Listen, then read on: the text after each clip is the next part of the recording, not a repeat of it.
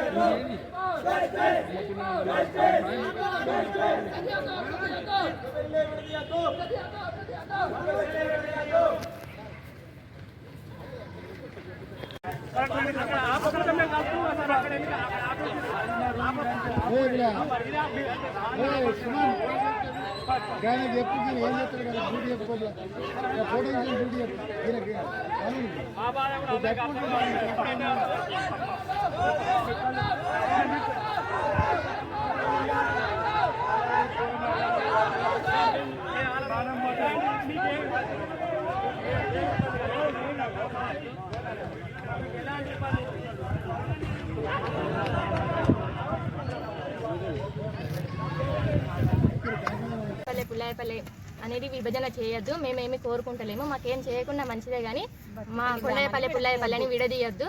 మళ్ళీ మాకు ఏ కులాలు ఏవి లేవు. రేపు ఏదైనా ఫంక్షన్ జరిగినా ఏం జరిగినా మాకు రావడానికి అన్ని కులాల వాళ్ళు కావాలి. ఇప్పుడు 14 వార్డులు ఉంటే మా 2 వార్డులను మాత్రమే ఎందుకు విడదీస్తున్నారు? విడదీయాలంటే సగం 7 వార్డులను విడదీయాలి. మమ్మల్ని విడదీయాల్సిన అవసరం లేదు. మేమేం కోరుకుంటలేము. మళ్ళీ మాకేం చెరువు అట్లాంటివి ఏవి లేవు. మాకు గుడి పాడి అట్లాంటివి ఏమీ లేవు. మాకు ఇప్పుడు భావితరాల భవిష్యత్తు కోసం ఖచ్చితంగా స్కూల్ అనేది అవన్నీ అవసరం కాబట్టి మమ్మల్ని ఎట్టి పరిస్థితులతో విడదీయద్దు. మేము కోరుకుంటలేము. కొండాయపల్లె పుల్లాయపల్లెం మొత్తం మంది కలిసి కలెక్టర్కి విన్నపించుకోవడానికి ఇక్కడికి వచ్చాము. దయచేసి మా విన్నపాన్ని ఆశించి మా కోరికను తీర్చాలని మా మనవి. బత్కేపల్లి విలేజ్ నుంచి మా ఒక 15 మంది ప్లేయర్లు వాటర్ ట్యాంక్ ఎక్కడం జరిగింది. మాది ఉమ్మడి గ్రామ పంచాయతీగా ఉండాలని మా ప్లాన్ల డిమాండ్ మేమందరం డిమాండ్ చేస్తున్నాం. తక్షణమే ఇది కావాలని ఎమ్మెల్సీ జీవన్ రెడ్డి కావాలని కక్షపూరంగా చేస్తుండు.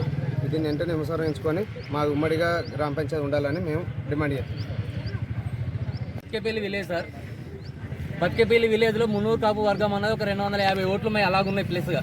ఆ వీటిని విడదీసి 14 వార్డులలోకి వెళ్ళి మా 250 ఓట్లనే విడదీస్తారు. 1.5 వార్డు కడమయాన్ని మా వాళ్ళ స్వార్థం కోసం ఉంచుకుంటారు. మాకు అక్కడ ఏ షాపు లేదు, ఏ దుకాణంలో ఏది లేదు. ఇది ఖచ్చితంగా చేసేది ఒక జీవన్ రెడ్డి షాపులో తప్పించి వేరే మనుషులు కాదు. ఎమ్మెల్యే వాళ్ళ వర్గం వాళ్ళ చెందిన వాళ్ళు కాబట్టి మాకు ఊరు కలిసి ఉండాలి. లేదంటే సగం చేయమన్నట్టు 14 వార్డులో 50% చేయండి. అప్పుడు మేము దిగుతాం, పై నుంచి దిగుతాం. 15 మందికి ఎక్కిన పైన